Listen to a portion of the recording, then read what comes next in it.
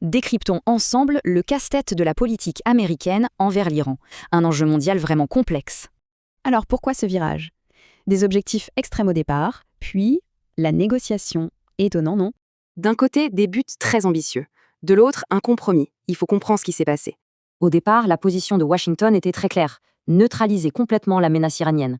Du coup, ce changement de cap, ça a l'air d'une humiliation pour beaucoup, n'est-ce pas? Mais en réalité, plusieurs pressions externes ont poussé Washington à négocier. Le choix était limité.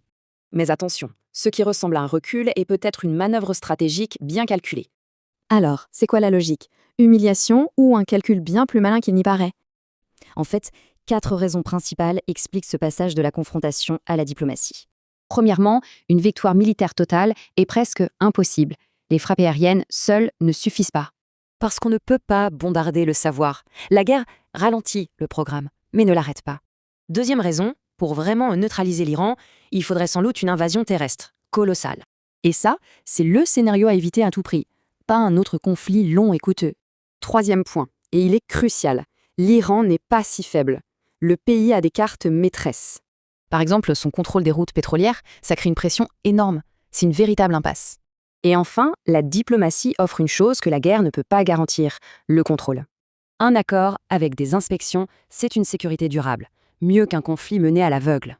On en revient donc à ces fameux objectifs. C'est une tactique de négociation, pas un but final. Au final, on est loin d'une simple histoire de victoire ou de défaite. C'est bien plus nuancé. C'est un compromis pragmatique, un choix stratégique pour éviter le chaos et gérer les risques.